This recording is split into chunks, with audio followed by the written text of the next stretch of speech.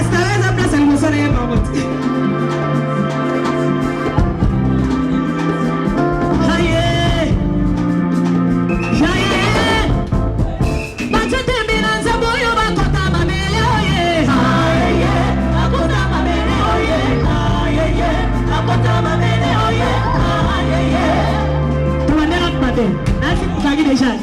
Aku di mana buat santai mete. Oke, kema moto ke. Wala na biso, tukima. Biso to bi kakapa. Wana plus biso ko bi na de.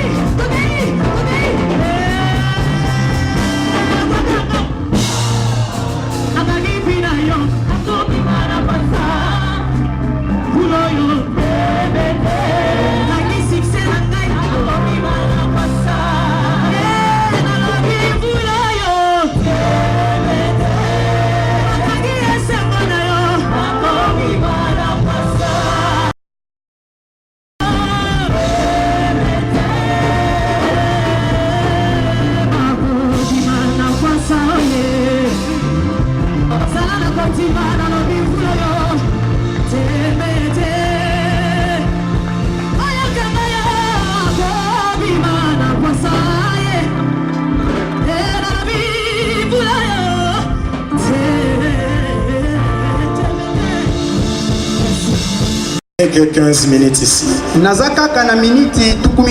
Je remercie le Dieu du ciel. Je remercie tous les hommes de Dieu ici ce soir. Je remercie toi aussi qui es venu. Je remercie aussi la sœur Bébé Souza de son humilité. Tu sais pas pourquoi je dis ça. Tu peux applaudir pour ce que je viens de dire. Je parle de son humilité. Alors aujourd'hui nous sommes à notre introduction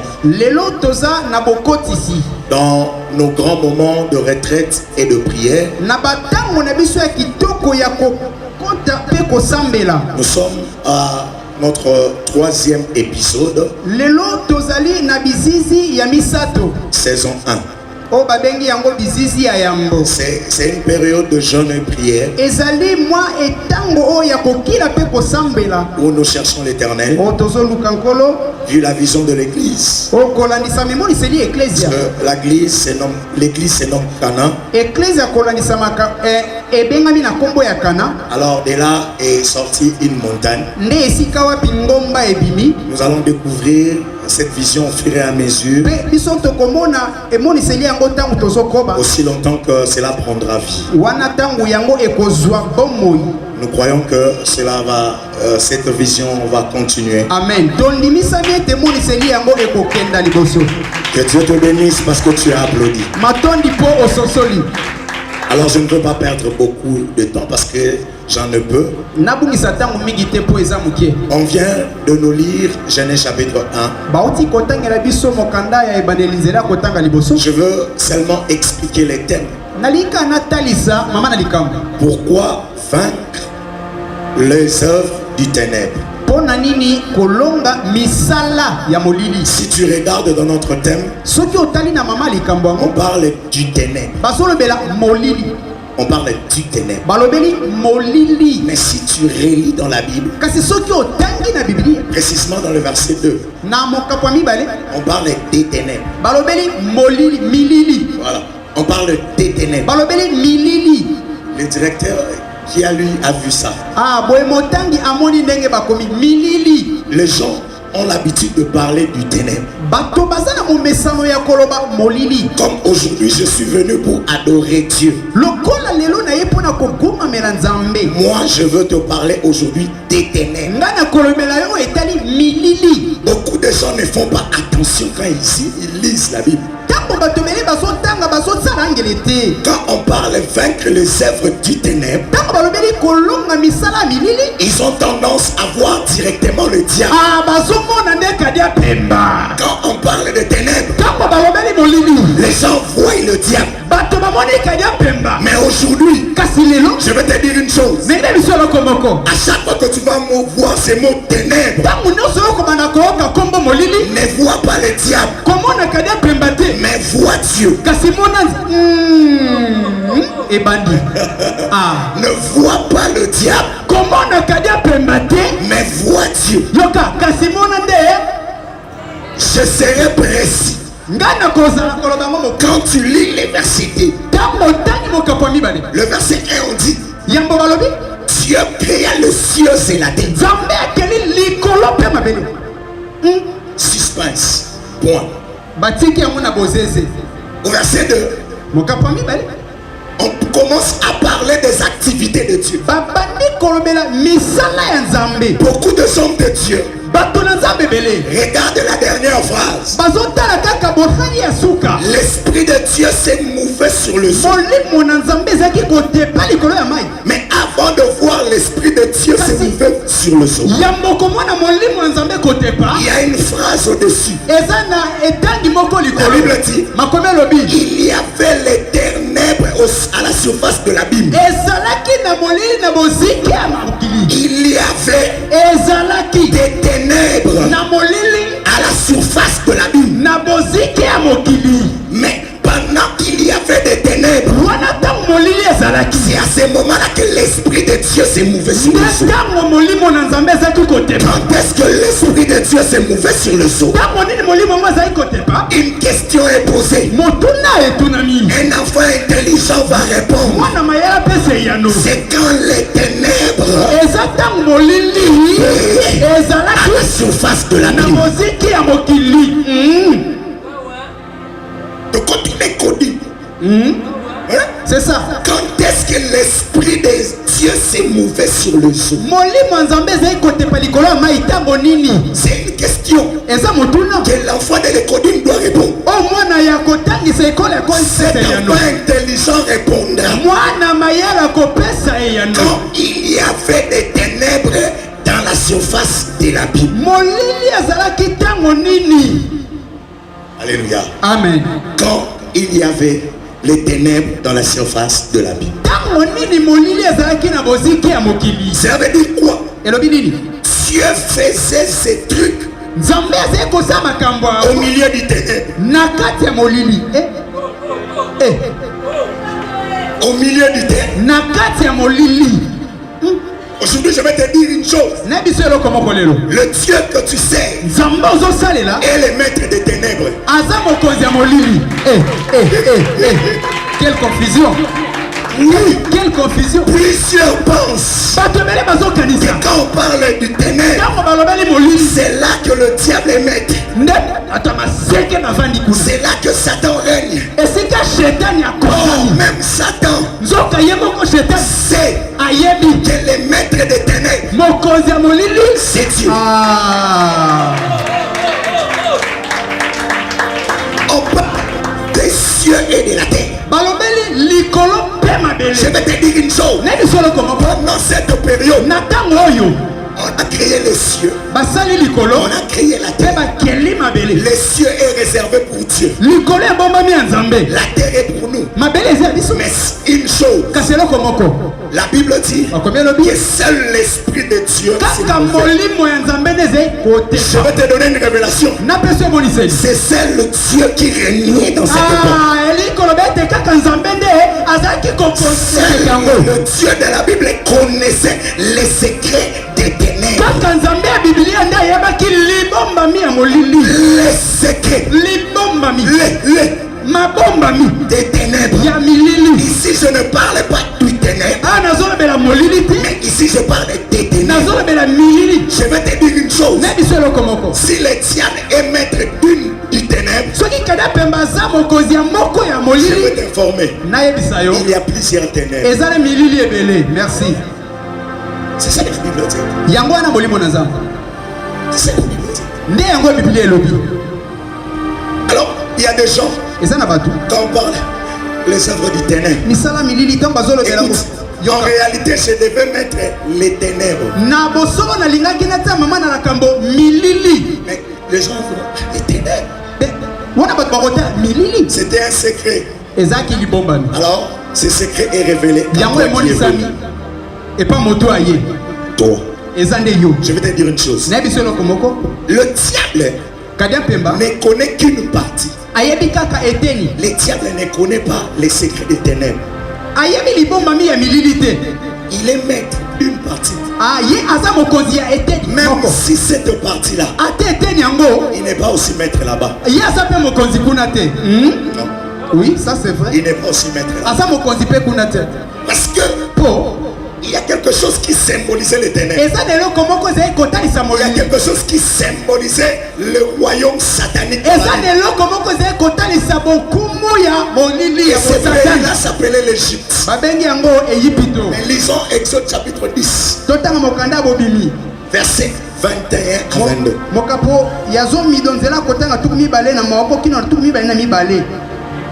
Chapitre 10, verset 21 à 22. Dieu pour délivrer son peuple. Dieu pour délivrer Israël. Il a utilisé des ténèbres pour la délivrance de son peuple.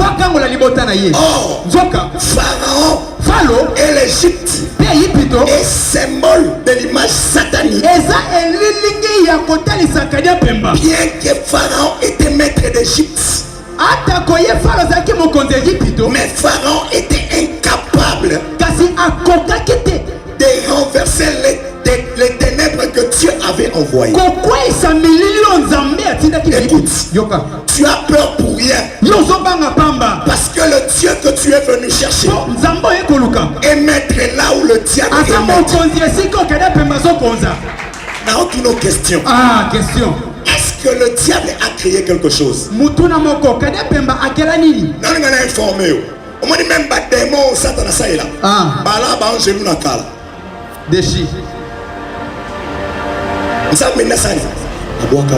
C'est que et le consambe yé mo kwa keli ana capable la capacité pour utiliser. Exact. Je vais t'informer. Et que le Dieu que je te prêche utilise aussi les démons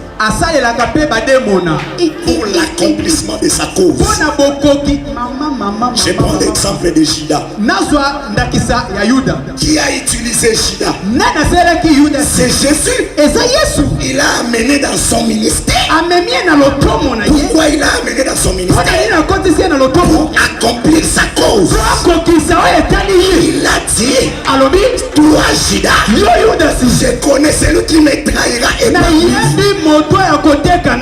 qu'il avait choisi parmi les 12. C'est Jésus. Jésus a utilisé Judas pour l'accomplissement de sa cause. Utiliser banguna na yo pour bambatisa yo. Amen. Église aux âmes. Nalobiboye, Nzamba Lola ako utiliser banguna na yo pour bambatisa yo. Amen na yo ekonda. Oya ndimeli ngalo bamena bien. Nzamba Lola salela yo. Oya ndimeli ngalo bamena munene. Nalobiboye bisayo. Okoti na saison. O banguna na yo. Baozala kana la bénédiction. Kabuto bafinga kayo. Ni baozala kana la élévation. Kabato bachola kayo. Nani kana ye bisayo. Lelo tango osonga na ndako. Lo babozala bino ka milili. Sama sala bino ponanga. Bino ne bozala escalier. La Bible dit, je ferai de tes ennemis et marche-pieds. Quand je pars, quand je vois les marche-pieds, je vois les escaliers. Alors je vais te dire une chose. Quand tata moi soit linga côté wana, na ozala kanala ipambulile. Quelqu'un n'a pas compris. Quelqu'un n'a pas compris. Je suis venu dire à quelqu'un. Tata moi sina yoana. Oualoba ke yo balate. Kobana lelo. Oualoba li corona yo. Ekomi prophétie. Bande quoi Joseph. Balobina Joseph. Tote kaye. Tote la soki bandoto na yeko kokisama. Zoka ne. Nakata teka wana. Baza nakata prophétie. Balobali na kote. Kota bona kata prophétie. Parole basé l'élévation na yo. Tikanza malola. Amati son nom de Jésus. Namati. Amen na yo kauka. Namati. L'esprit de Dieu s'est mouvé au-dessus de ça. Quand il y avait des ténèbres aux surfaces de la terre.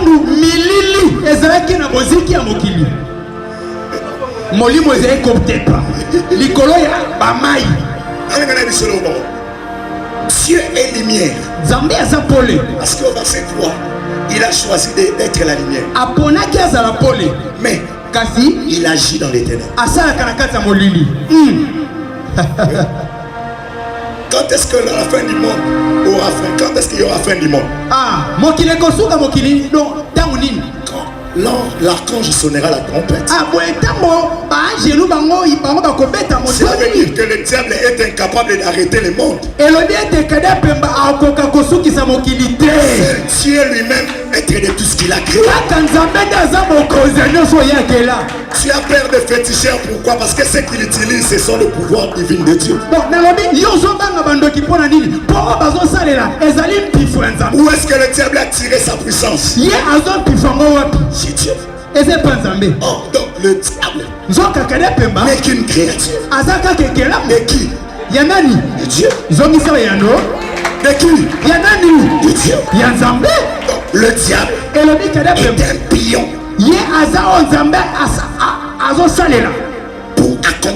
pour accomplir son histoire. Ah, L'histoire est qui t'a ôté sur ennemi bazar. ah, exact. Atbatala va filmer bazar. Il faut pas ennemi bazar. Pour y avoir que posa ma case. Oui, parce que yoza makasko. D'être les mots qui les a normalisé solo de sa babeta. Ah, N'aime pas pas mourir mon tout mon corps. amen. Vina les a normalisé solo de sa babeta. Alobi, amen. Yango mona tchao premier na ba ennemi na yo. Amen. Na comment citer? Qu'est-ce que le diable, le Dieu de la Bible a fait? Nzambe ya Biblia sa yini. Exode 14, je vais m'arrêter là, 19 à 20.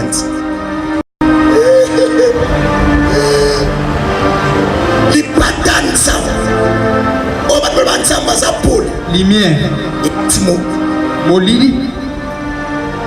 pour que combattre le diable. Pona ko bundisa.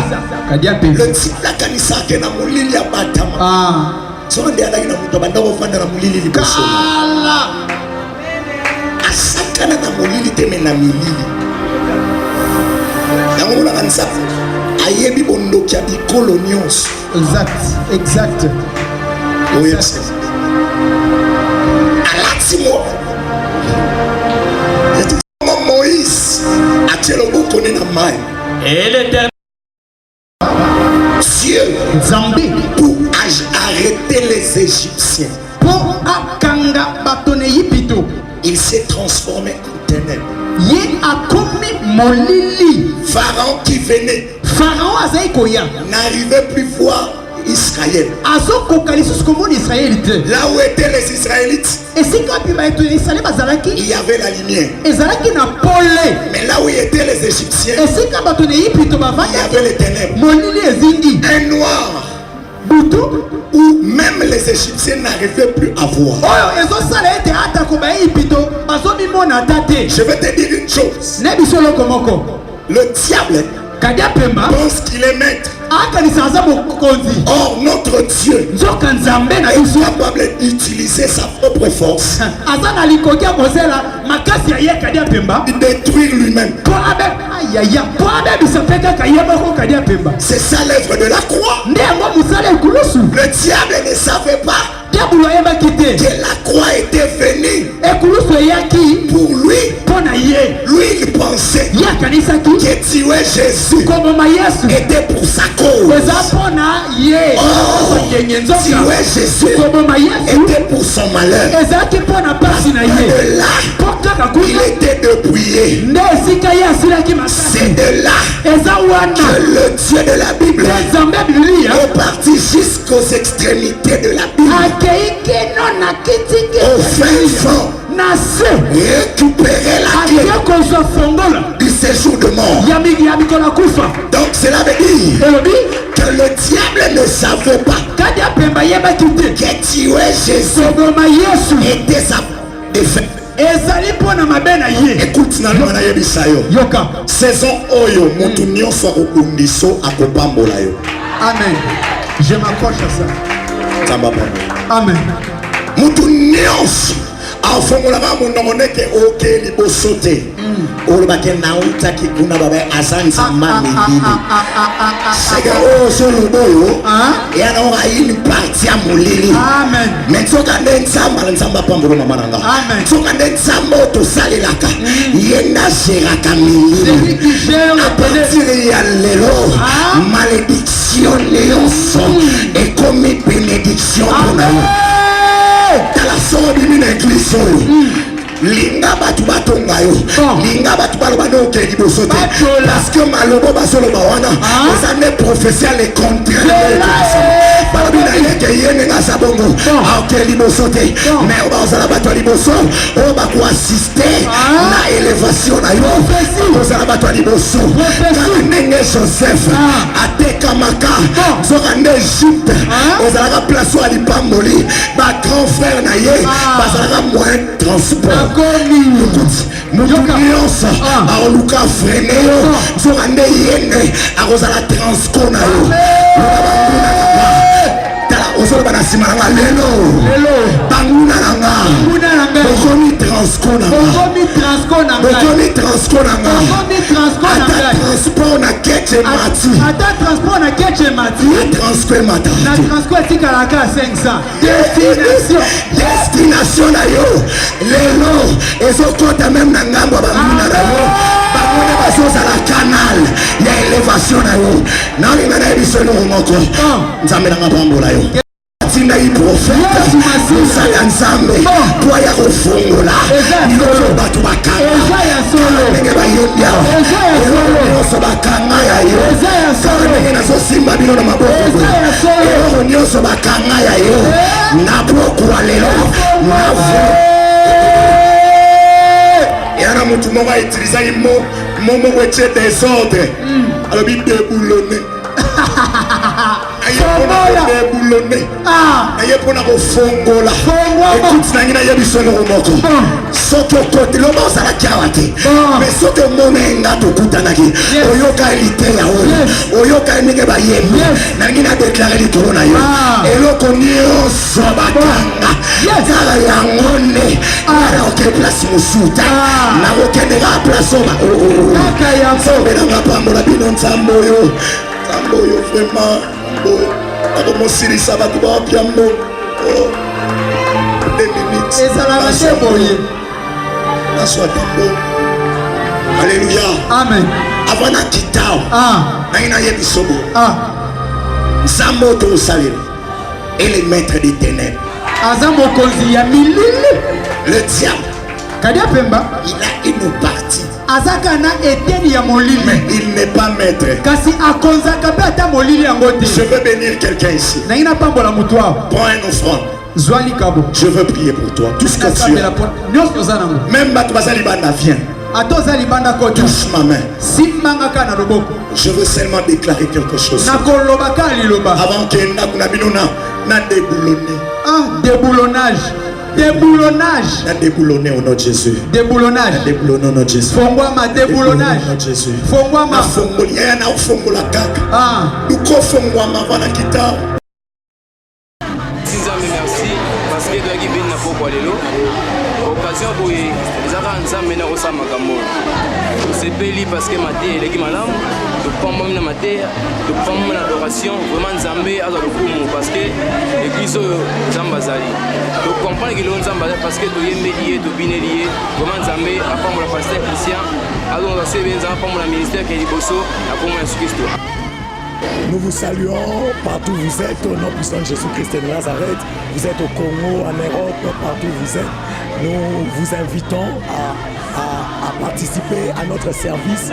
Nous commençons 30 jours de jeûne et prière pour la cause des enfants et le peuple de Dieu. Nous plairons pour tout le problème qui nous arrive. C'est une montagne que nous montons. C'est pourquoi envoyez-nous vos sujets de prière par le numéro que vous voyez. Soutenez-nous de loin par vos offrandes. Venez participer si vous êtes à Kinshasa. Je pense que le Dieu que nous servons viendra aussi pour vous délivrer et il entrera pour votre cause. L'église Cana vous invite et je vous aime beaucoup au nom de Jésus. Et nous sommes à Kinshasa sur avenue Ngapani, numéro 48 bis, derrière la maison communale de Kimbanseke. Nous croyons que vous serez nombreux pendant ces services de matin au soir. Au nom puissant de Jésus-Christ, que Jésus-Christ de Nazareth vous bénisse.